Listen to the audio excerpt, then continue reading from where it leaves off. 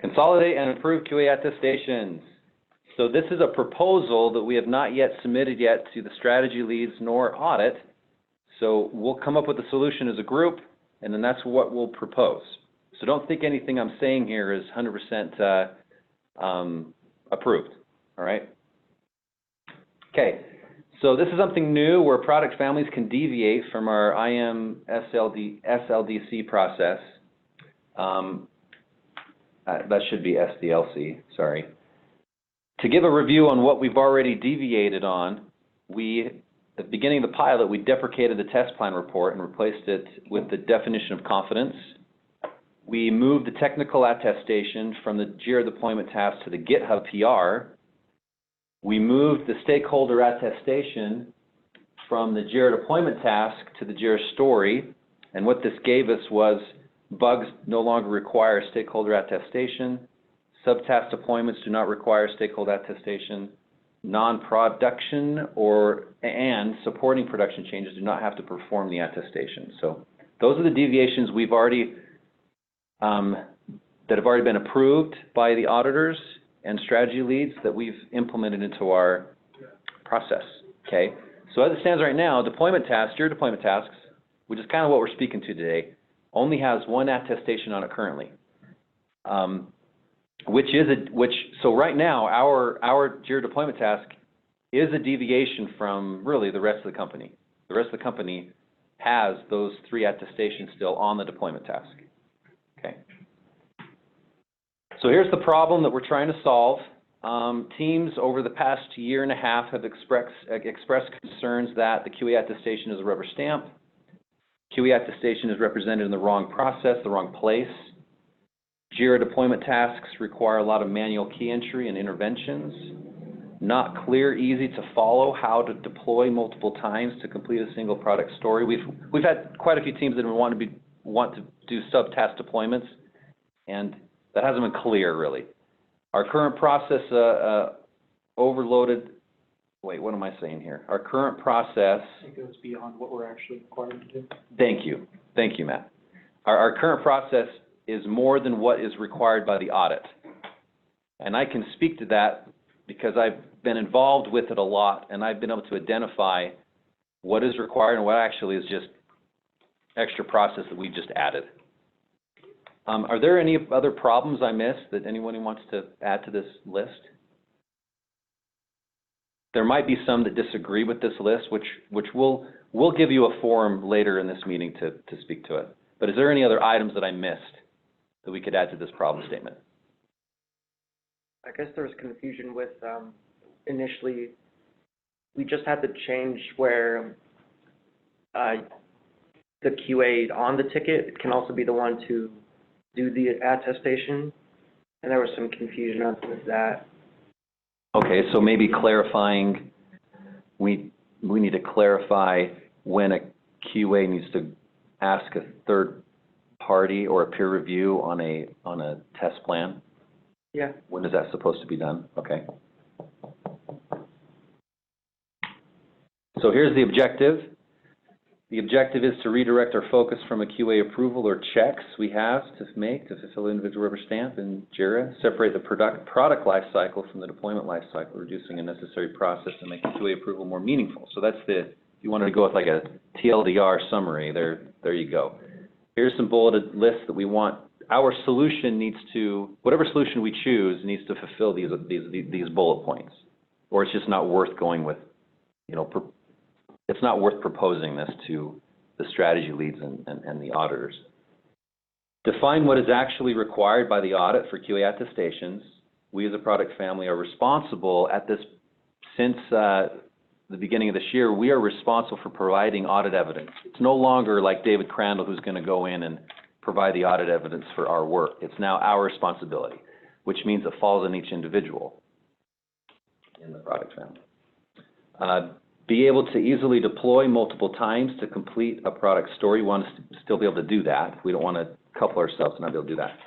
After all attestations are performed, any functional discipline can be deployed. This has actually already been approved by Lee and David Crandall.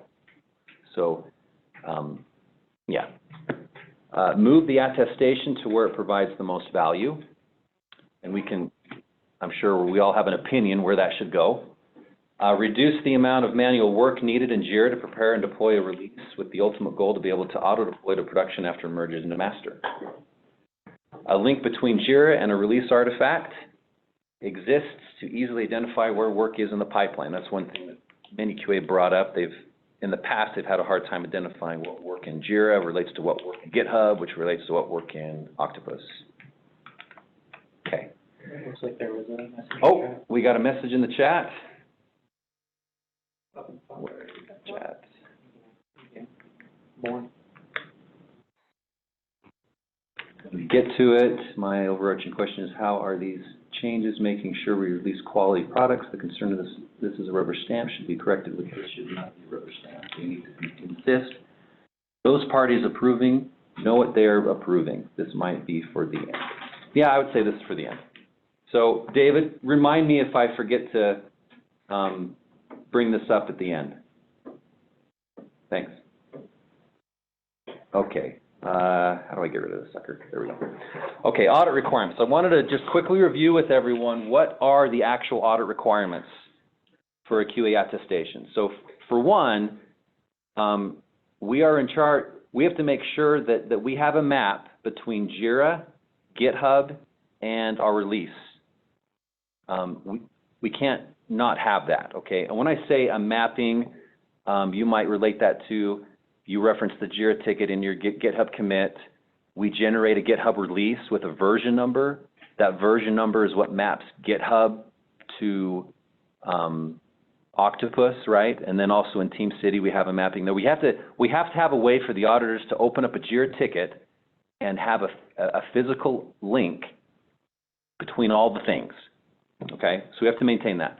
John Alexander is is the one that's going to be providing the audit evidence to our auditors. So when they come and say, give us audit evidence for these 10 JIRA tickets that we pulled from the Web Experience Product Family JIRA project, give us the evidence for this. John is the one that's going to be reaching out to each team and saying, well, he's going to first try to get it himself, but if he's unable to do it through the mapping, he's going to have to reach out to each team and ask them to provide the evidence. And if you cannot provide the evidence, you will be held accountable. Now, I don't know what that really means, but it'll be a slap on the wrist. I don't know. But know that you are responsible in making sure that you're following these guidelines so that you can provide evidence. Okay, so here's the evidence.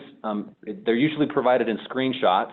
They actually take screenshots and logs, and that's what they submit to the auditors. I already kind of went over this, but an audit map is made through the commits that reference the JIRA ticket to the GitHub changes and the GitHub release. The GitHub release version maps the changes to the CD, the current Octopus. All these references already exist and are automatic in most current services. Even TestRel automatically links to JIRA ticket when configured correctly. I'm not sure how you do it in TestRel, but if you do it right, it will actually show up on the JIRA ticket via TestRel test cases. Yep. Mm-hmm. If any QA doesn't know how to do that, get with John Stutson, and he'll tell you. He'll show you how. Okay, the QA attestation evidence is provided through a screenshot that the attestation was performed by a certified QA tester. So that's all they need on the QA attestation. They just need a screenshot showing that well, they might sometimes ask, is this person QA attestation certified? And we can say, yes, look, they're in this security group, and they've done level 2 and level 1 core leveling. So they might do a little spot checking, like, okay, on this one, is this guy certified or woman? Proof of testing. So this might be a surprise to some. TestRel is not a requirement for the audit. If we have one CI passing automated tests that a team feels is sufficient for a given service, and to add to what Dave Madden said, quality, right, that we're pushing out quality, that is actually sufficient for the audit evidence. So anything else we're doing is extra process that we have added as a company. So you only have to use TestRel to keep track of manual tests that are not yet automated. Automated tests do not have to be recorded in TestRel, okay? That is the purpose of the log, the CI log. The CI log will show you that the test passed, and that's directly tied to that release, right? We've already provided the log to the auditors multiple times, and it has satisfied that requirement, okay? Perhaps after I go through the audit requirements, how about I open up for questions real quick on that? Because there might be some questions about some of these items I'm going over. GitHub release fulfills all but a few of the audit requirements the current JIRA deployment task fulfills. So one of the solutions that is being proposed is to use the Octopus release as the deployment task, no longer create JIRA deployment tasks. This bullet point speaks to that, where there are only a few things that the GitHub release does not replace, and those two things are listed here. Database involvement and the rollback strategy. Both of those, however, could be recorded in the Octopus release when a QA attestation is performed. Okay, so any questions about the audit requirements before we move forward? To one of the statements you made earlier, one test is necessary for the audit, and the rest is just process that we added. Kind of puts it in a bad light. It's not, sure, for the audit purposes, one test is all we need. Like, we have like a simple smoke test, and the audit is going to pass on whatever we deploy. But we have all these process to ensure the quality of what we're releasing, to make sure our customers have a quality product. Yep, Stutson hits it on the nail. These are specific to audit requirements, right? We want to give the auditors the bare minimum, nothing more. That's the purpose, though, of our SDLC. The SDLC speaks to our clients, whereas the audit controls speak to our auditors. So the SDLC will always have more process for us to be able to sell our services to our clients. We want our clients to think that we are offering them higher quality than the other guy, right, the other company. We don't give our clients our audit requirements, right, because those are bare minimum. So yeah, I'm not stating here that having one automated test is good enough for quality. I'm not saying that here. I'm saying that this is what the auditors are requiring. Anything else we add to this list is extra that we do not necessarily have to do, not that we shouldn't do. Just for the audit specifically. Right. But understanding what the audit requirements really are, I'm hoping will help this group come to a more lean decision on our process that can still provide the quality we want, but also get rid of the fat, if that makes sense. Okay. Any other questions about these audit requirements?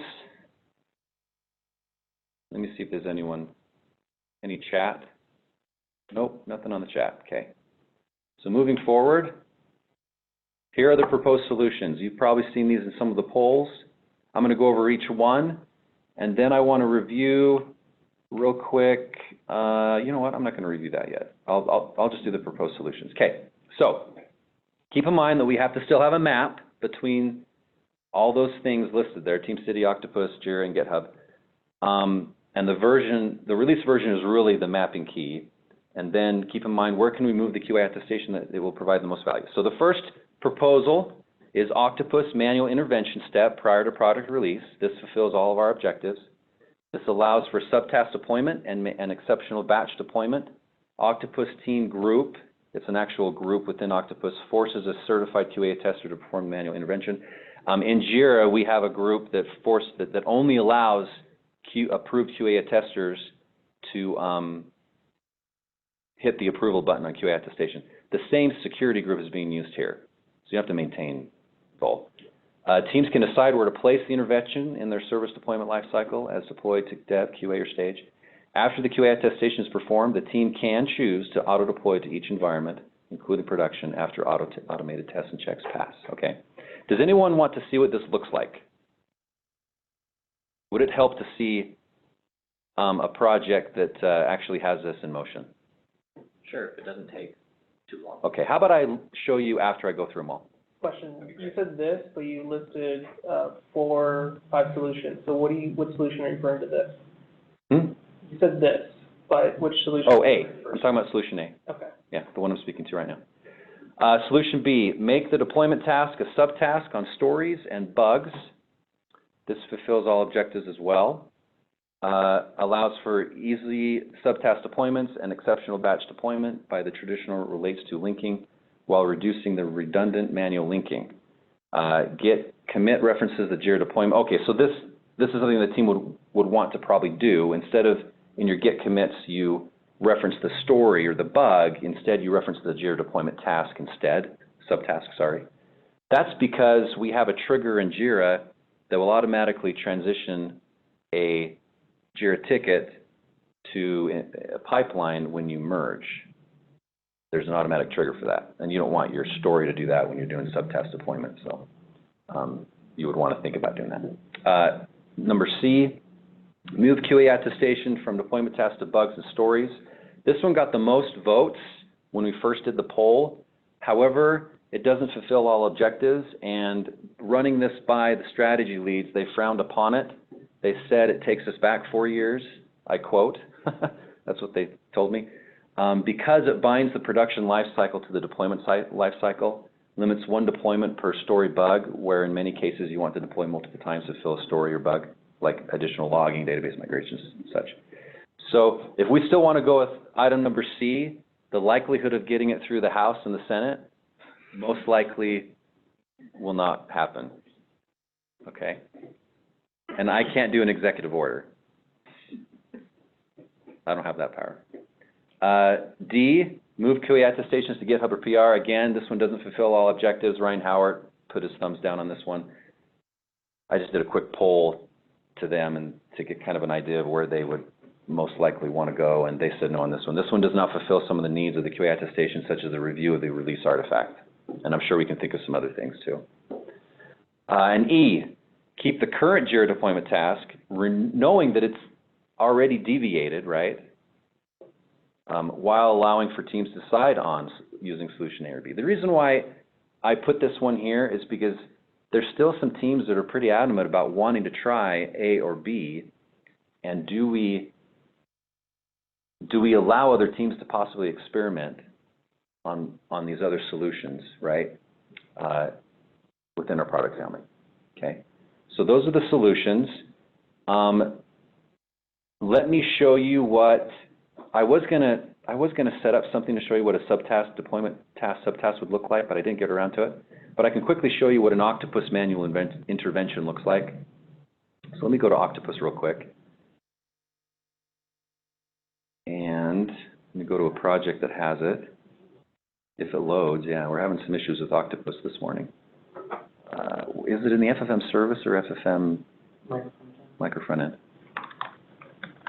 Actually, I think it's in the service. It's federal, right? Oh, yeah, that's right. Okay, under our process here we have it's called a manual intervention, and we do it before, okay, we do it in stage. So you could move this to any environment you want, but in this example, we have it in stage. And you list who can do it.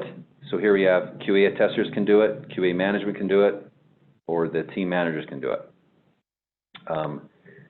And I want to show you what it looks like. We have an example. Go to that state. Test one. Checked off. I want to show them what it looks like, though. I have a screenshot. I don't want to have to go through clicking to get it to release. I have a screenshot. Let me just show you the screenshot. This one's including technical attestation and stakeholder attestation, so just ignore those. But this is kind of what a manual intervention looks like. We add a message there, and then here you can add notes.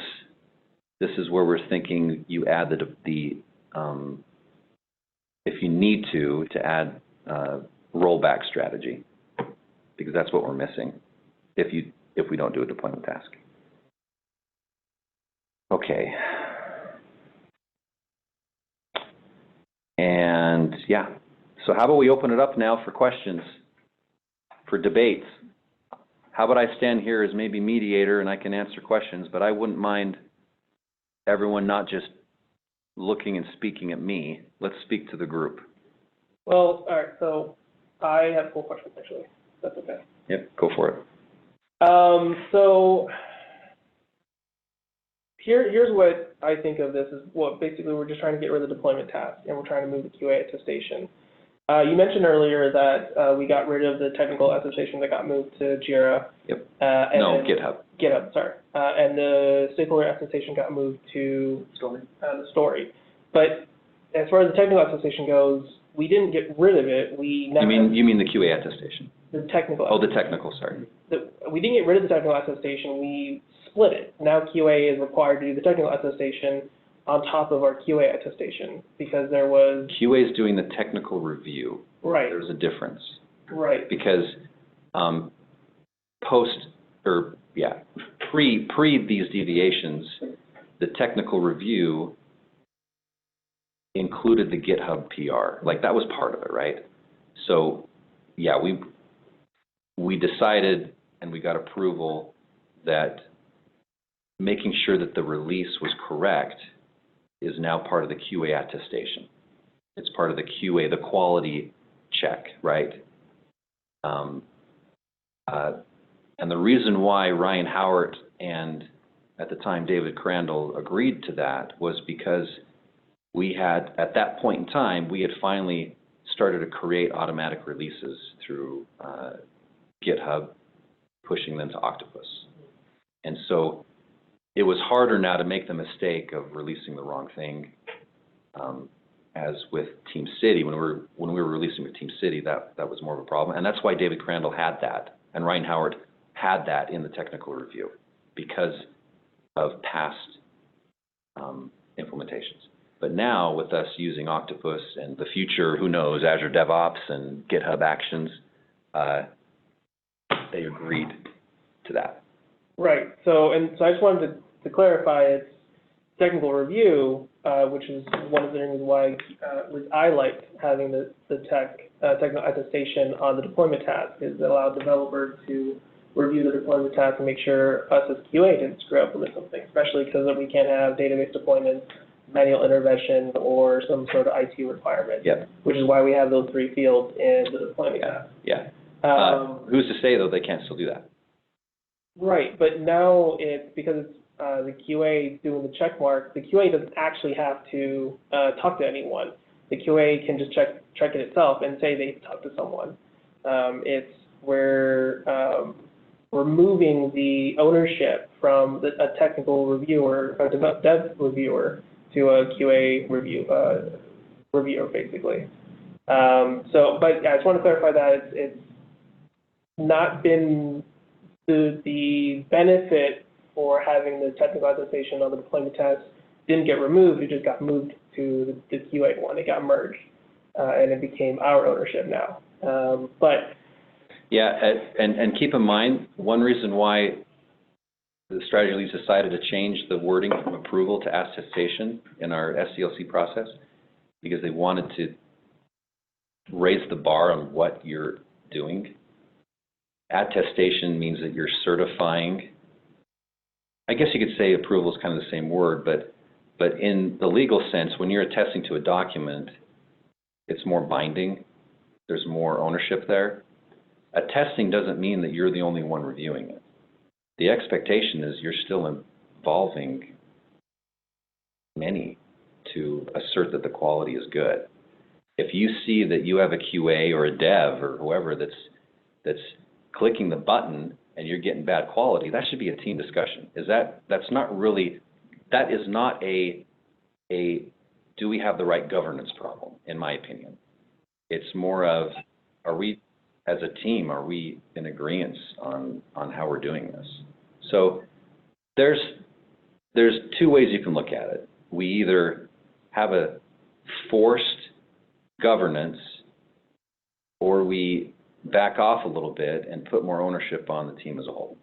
I wouldn't want to consider it as a forced governance, but checks and balances in place. Just like, so developers have people needing to review their PRs for things. They have a check and balance of the one who wrote the code can't merge it directly to master, someone has to review it, approve it, and then they can merge it. That's the same thing with deployment tasks, is that as a QA, we try and prepare everything, get everything put together, know that when I deploy this to production, this is everything I need to do, and then we have a checks and balance in place of, okay, developer, can you make sure I know everything that needs to get done for a prod deployment? But that's, yeah, so that's been changed to a QA can certify himself to, yes, I think I know that, or I can approve that I know everything from this deployment, kind of.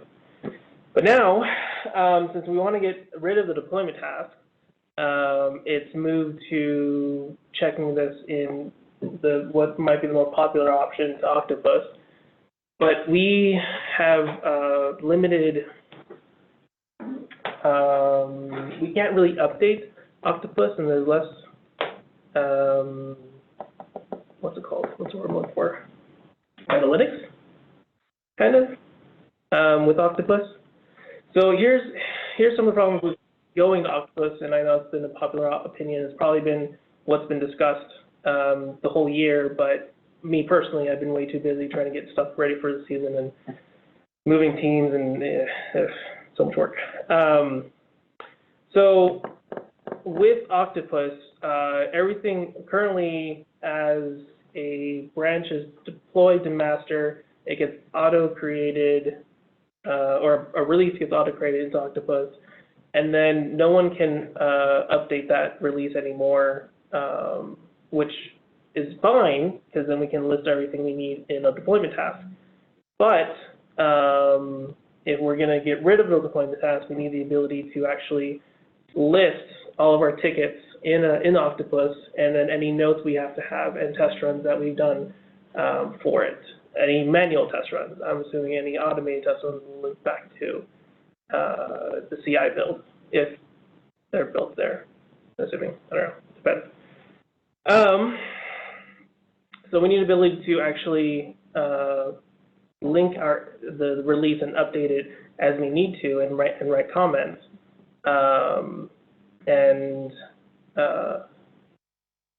That's when I talk about the analytics part of it, the benefit of having deployment tasks in Jira is that we can search for it and be able to say, like, these are all the deployments we did, what we've been interacted with, what the teams are working on.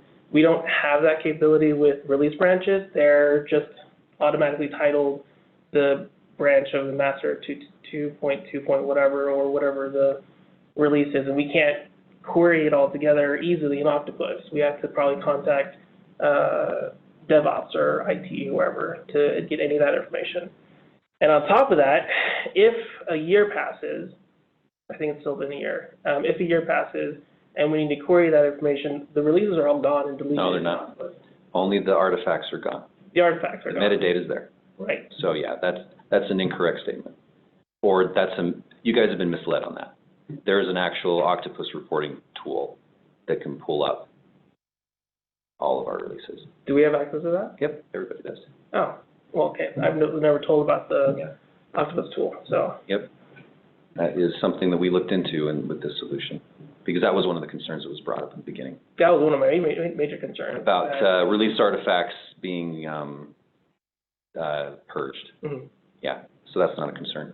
Unless we want, we need to have the artifact itself, but no, we don't need the artifact itself for the audit concerns. Well, also not only just audit, but, well, the main thing is audit, the reason I brought that up.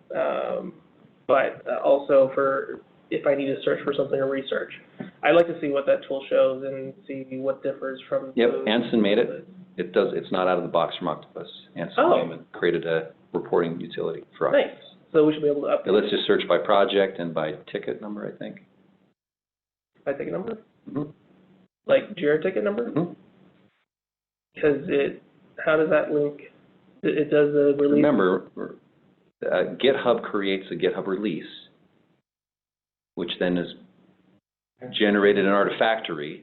It's also mapped to Team City, and Octopus is referencing the Artifactory artifact. So what I'm getting at is there's mapping between all the tools. Oh, because I've never seen that in our releases for Medicare. I'm guessing it's metadata that's hidden behind or something? No, it's in the GitHub release. Oh, GitHub. Right. Okay, got it. So I have to take a look at the tool to figure out how it differs from the release. What do you call it again? Artifact? Artifact, yeah. So the two biggest concerns then I have is that we can't add anything once the release is built, which sucks. And we need to be able to kind of query that data, but that maybe being able to use a tool to do that, I haven't seen that tool. I don't know. Okay. What do you mean by add anything to the release? Like what specifically would you be adding to a release where it would not merit creating either a new release, so you either have new code, which would dictate a new release, or the fact that you could go in and you can modify variables? But in that case, I would probably create a new release anyway. Are you talking about adding like comments? When you say adding something to release, Adding test runs, adding Okay. any notes we need, if there's database deployments or database involvement, not deployments, database involvements or ID developments, or any manual steps we need to worry about. Anything we can do in a deployment task, I would like to still be able to do in an Octopus release, but we can't because we can't add it. well, I did show you when you do the QA attestation, you can add notes, and that's where your database involvement and release, or no, what was it? Rollback strategy would go. I would think, though, everything else you'd want to put in the story. Would you not? Like the test rails that you run, I would think you'd want that in The the test story. cases are already linked to, or Yes. automatically linked. Okay, so that shouldn't be a problem. But I like having the test run we use specifically on that deployment task, or on the deployment there, which is. So my suggestion to you would be keep using deployment tasks while we allow another team to use Octopus, who doesn't feel like they need to have that process that you have. Fine, as long Which as- is why I like Solution E. Yeah. If we keep it that way, Yeah. sure. Yeah, Keep you it know, that way. if you feel deployment tasks still provide value to you, go. I'm not saying we kill deployment tasks altogether. That was the goal in the beginning, but after due process and getting feedback from everyone, it seems like there's still many that would like to keep deployment tasks because that's just how they do things. But I don't think that should restrict the other teams that want to do it from doing it. The only problem I have with that a little bit is because we're changing how the process is between teams under the same product family, it makes it difficult for QA, or would confuse QA if we get moved around. Granted, we haven't been moved around as often as we were a couple of years ago, but I don't know. That Each might be- team's going to have their own process, and we're That might going to be see that okay. happen more. Yeah, I would say if we do go with Solution E, that if you're doing like batch deployments with another team, you'll probably want to do a Jira deployment task still. You know, if one team does an Octopus manual intervention, and you might want to have some kind of communication, right, that maybe falls back to the Jira deployment task, right? But that'd be something I think that the teams would shake on, agree on, if you were given Solution E. Yeah. So, David Madden, do you have anything you want to bring up? You felt like we're kind of going in the weeds, so maybe you can bring us out. Can you hear me? Yeah, we can hear you. Oh, no, I don't know. It just sort of seems like we are getting a little bit off track, but I just wanted, my question there, and it disappeared because my laptop crashed. Really, it's just the bottom line of all this is if we feel like, it's kind of like we've been talking about, okay, this is a problem and this is a problem. We don't like this because it's a rubber stamp, but really the overarching thing is, are we releasing quality products? Which one of these is going to get us that? Rather than, I think we've kind of been looking at the way to do this in more of a technical sense and what's the easiest way rather than what's going to bring us the most success. So, that's kind of stepping way, way, way up from it. But that's kind of the slant I would like to discuss that. If that can, I don't know if that's too holistic a question, but saying that, yeah, this has just been a rubber stamp from the get-go. It's like, well, like you said, then that should be a team meeting. but we've been saying this for a very long time that, well, then a team needs to like make sure that they're doing that. So I guess all that can really be said is to ensure that regardless of what we put in place, that we are as a team or as teams, you know, our product managers and our TMs know what we're deploying and know what they're signing off on. I actually agree with that, in kind of in the sense that we're wanting to make this change so we can do the discussion around doing the bare minimum, but we also, as this process we have is to ensure high quality with the product, and it's hard to probably differentiate, or we shouldn't differentiate. While we want to meet the minimum requirements for an audit, we need to ensure our process is built in a way to give a high enough quality for our customers. And that's kind of why there's a lot of backlash when making any changes, is because this is what we've determined is the best way to do high quality products, even though it's extra for what the audit needs. So can I ask a question? When it comes to providing high quality products, what does this checkbox actually get us? And that's why I feel like that one attestation kind of does feel like a rubber stamp. In the real attestation was the fact that you did a test run. It was the fact that you talked with a stakeholder and you have stakeholder approval. Like all of those things that really went into making sure that it was the correct thing that you're deploying, that it doesn't break anything, all of those are the combined a QA attestation. The fact that there's a checkbox at the end of the entire process, you can click that checkbox without doing the test rail run anyway, if you really want to. So what is that piece of this process gaining us?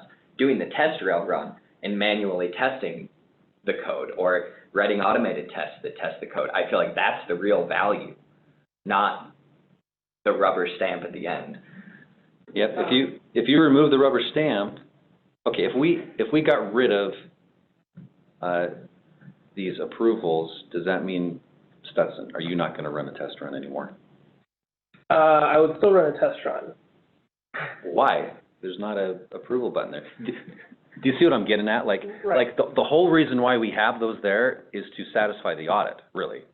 If we got rid of them, that shouldn't change the quality that we're promising our clients, you know? One of the things for me specifically that button does is, so just like developers, testers can get in their zone and, you know, they can have a test run put together, everything's being tested, and look, cool, everything's done, passing, great. What that checkbox for me specifically allows me to kind of take away, stand back a second, okay, by approving this, and I certify that this is ready, is everything actually ready? Do I have the test run put together? Am I prepared for any issues if I deploy? Do I have a developer on call or ready to go if something goes wrong? That rubber stamp does a lot more, at least for me, than just saying we have a test run put together, and that's good So enough. you're saying it's kind of a moment for you to step back and reassess all the things that you just did. Yeah, and I have a feeling it's similar for other QA, but I can't speak to them. So my question is, how would option A or solution A here be different? You literally have to click the button in order for that to deploy to go out. This one actually forces more of a governance, solution A. You cannot release, period. However, but with the Jira deployment task, you could still hit the deployment button without doing the QA attestation on the deployment task. Yeah, that one's meh, because this one you for sure can't release. Ideally, generally for the deployment task, we're kind of trained to not release until we have deployment task approval. But that's kind of like, I don't have an opinion on that specifically. But how A doesn't do that same fulfillment is just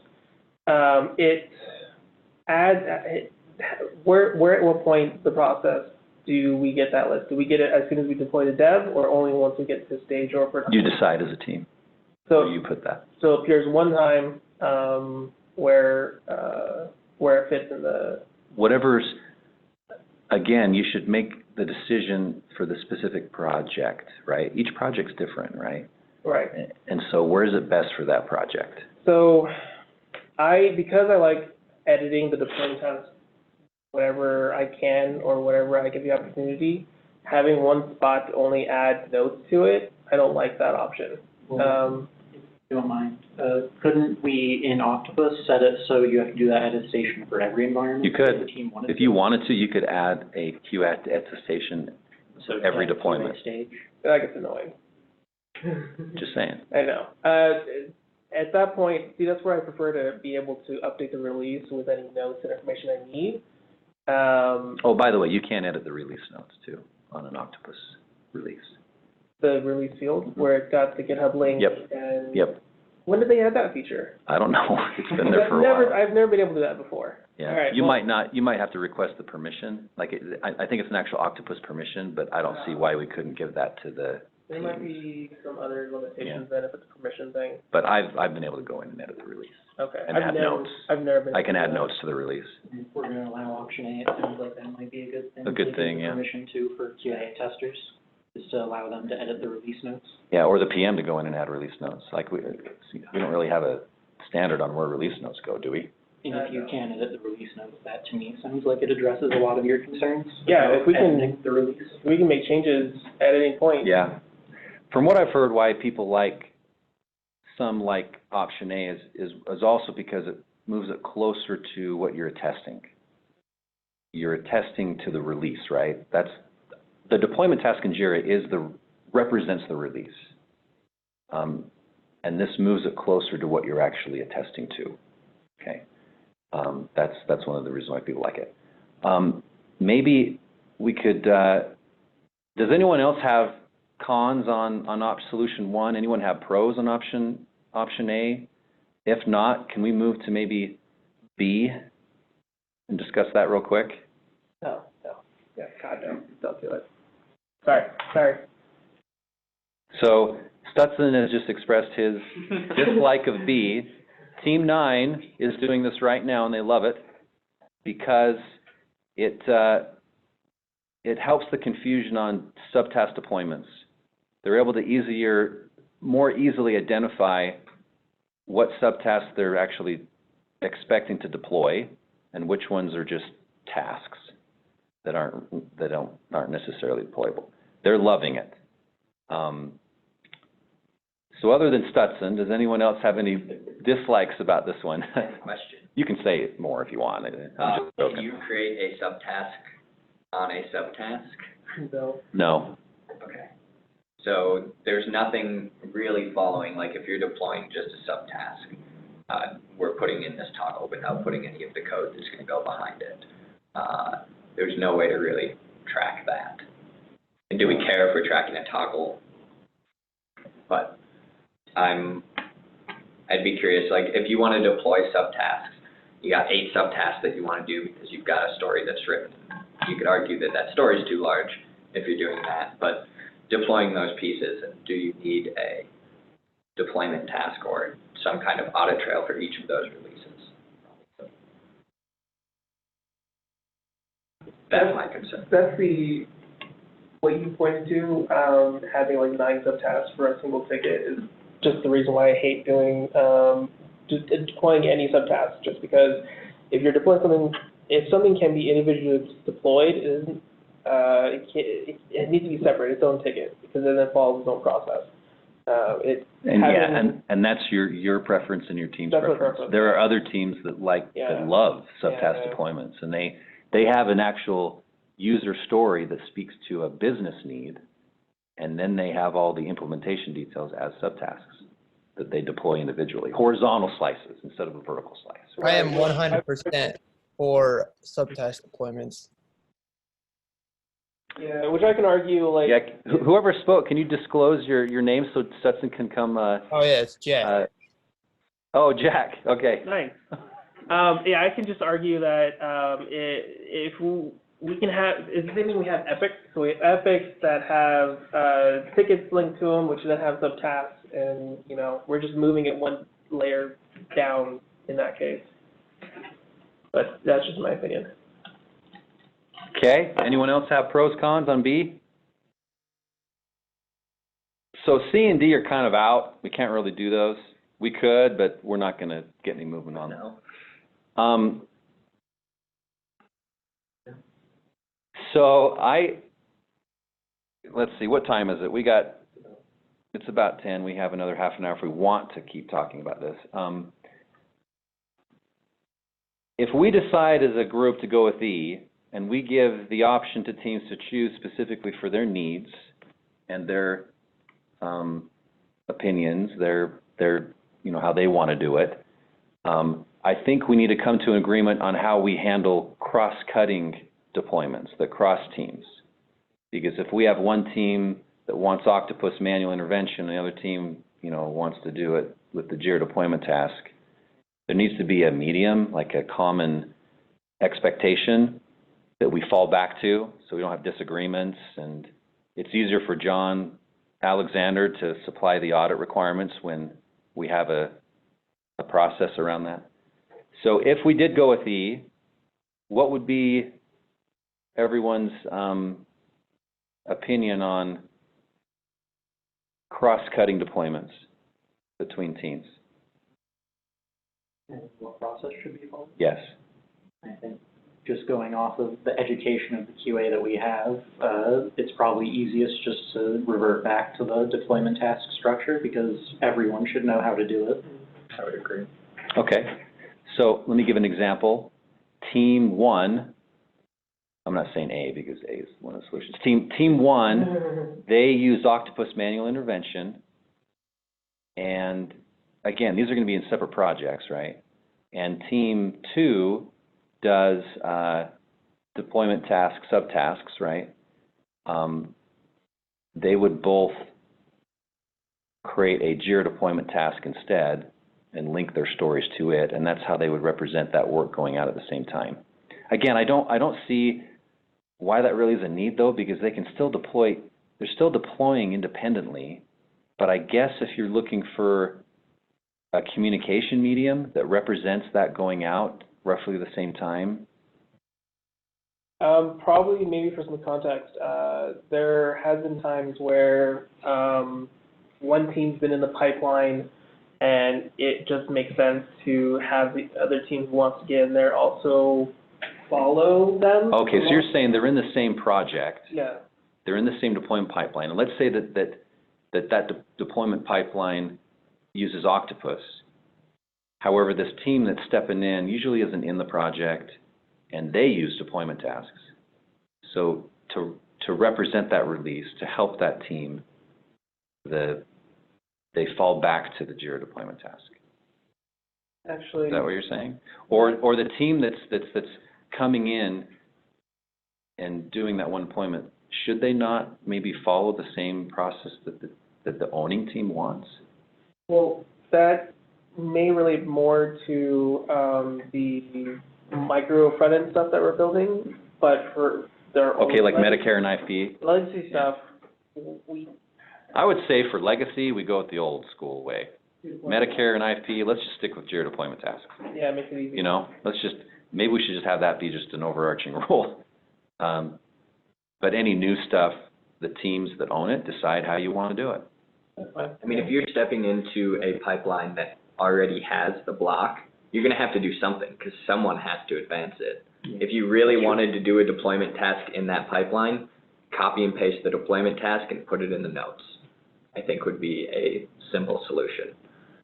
You're still doing probably all the steps that you wouldn't need to do that deployment task but if you really want to do it and you've added your notes there, you could just link it in the notes of the manual intervention step. Yeah. Would it be a little annoying for John Alexander when he had to go look that up if he had to? Maybe, No. But at the end of the day, it's so small. Well, it's not. He only has to supply maybe max 10 JIRA ticket evidence items. So the concern that John Alexander's gonna have to, supply all these different ways, that's not a concern. It's pretty small, yeah. In worst case, he'll just reach out to a QA and be like, hey, can you help me? Well, yeah, what he'll do is he'll reach out to the owning team of that ticket and say, hey, actually, can you give me the evidence for this? Is probably what he'll do, and he'll just gather it all and then submit it. Yeah. Okay, did we address your concern, Dave Madden, that you mentioned in chat? I think we spoke to that, didn't we? Sure. I mean, it's more than just one little concern. It's more of a, I feel like if you haven't had to go through I'm just gonna say, as a QA, to go through this whole deployment cycle, marking everything as you're going through, or say you were out for 2 or 3 days, or someone else was working on an item and then is out and you have to jump back in and you get lost. I think if you haven't ever had to go through that, like a lot of this, like what the things we're choosing are kind of academic.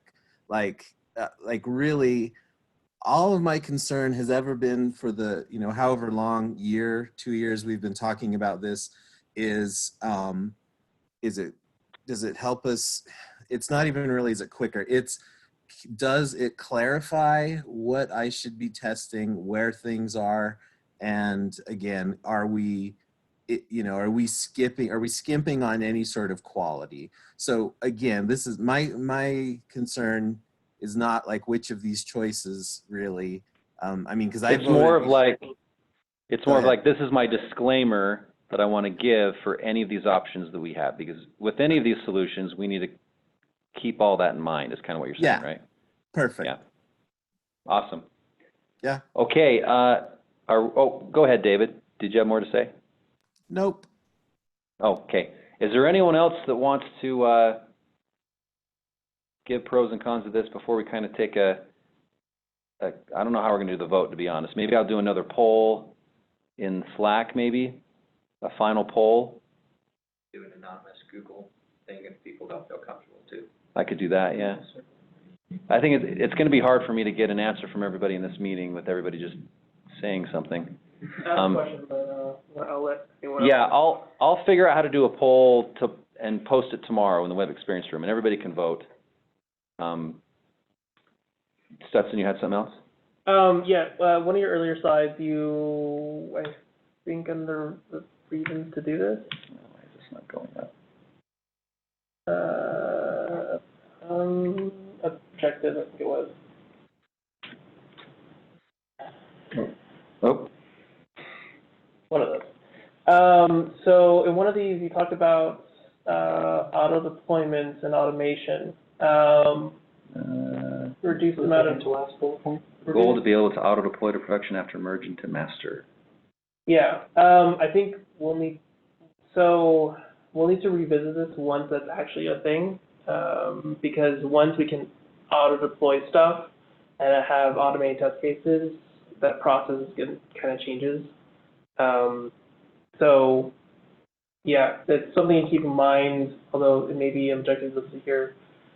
That takes a lot more thinking and might require some more additional work and approval. We're going to have to be shifted much farther left than we are now on any of our projects, I would say. Yeah. But I do think it's a great goal. This is something that Bobota's Team 2, is doing right now. Cool. So good for them. Okay. So I'll put up a poll. Hopefully this gives everybody a better understanding of these solutions, and I'm hoping this provided you a way to express your concerns to the group. Another thing that's been brought up is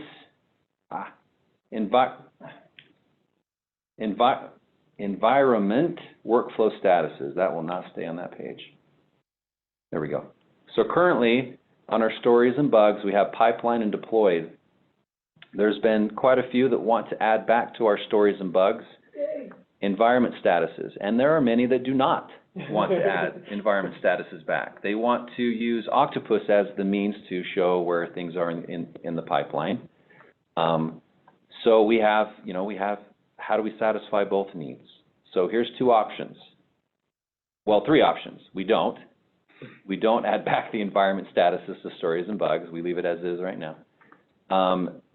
Or we add back to the story, bugs, and statuses dev QA stage, and Michael Dodge really wants to see UTA represented. Oh, did I spell that wrong? Okay, that's not the transit authority. I meant UAT, my bad.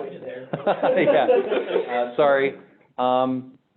But as optional, meaning if a team wants to, they can do pipeline and move it directly to release and use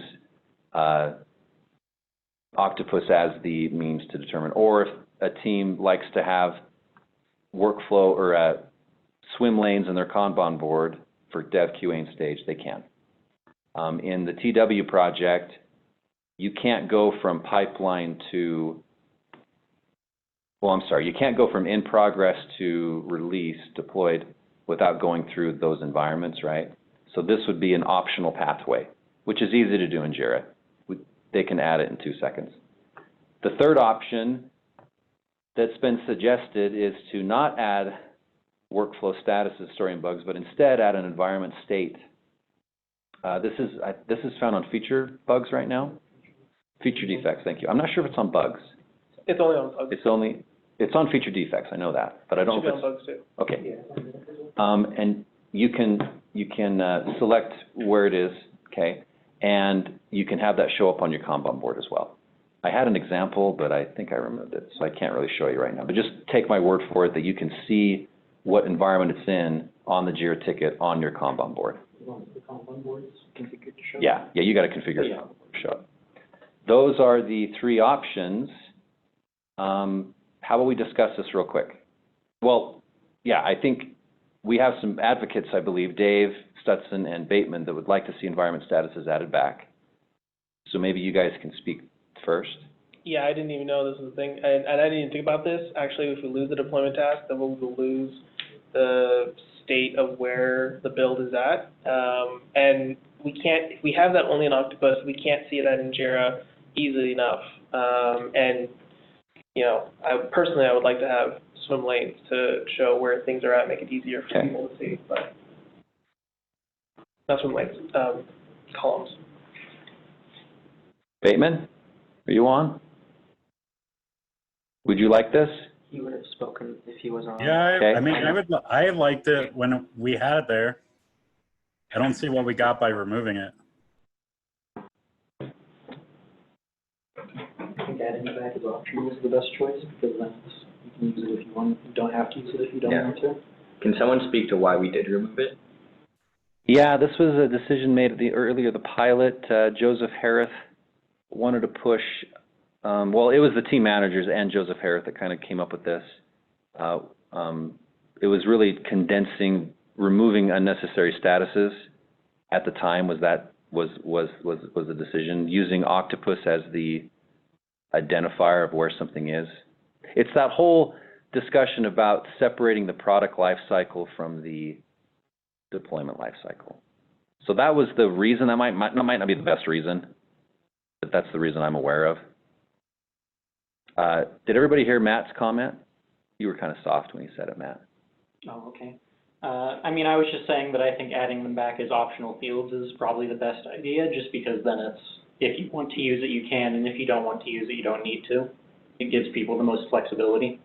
The only downside and risk is with technical engine management having to add any logic necessary to make sure things can go the right flow. So that's the only risk I can see with that. Yeah, that shouldn't be a concern.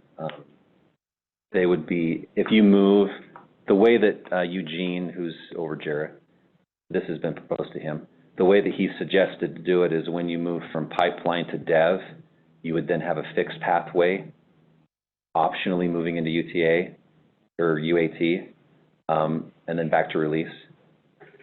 Does that make sense? Go ahead. What if you need to, like you get into stage and you need to revert? You should be able to go back. Yeah, you can go back You can still. do that? Yeah. Okay. If you want to use Jira again to represent it. One cool thing, Octopus has a step template already that when you deploy to dev, let's say, you can tell it to move JIRA tickets for you to a specific status. Okay. So you could automate some of this. I was is what gonna I'm ask getting if that was gonna be an option, that'd be cool. at. Yeah, you can totally do that. Same thing with the environment state. So it kind of feels like the option 3, adding an environment state, is not the desired path. You guys would rather see statuses back on the tickets? I'll do a poll on this one too. I would argue with the environment status that it's not something we're used to. We are familiar with that when it comes to, this is an issue we found in this environment. And so switching that to be, this is where the environment the ticket's at is weird. I think, it's just different from what we're used to. Okay. Okay, that's all I had for the group. Does anyone want to say anything else?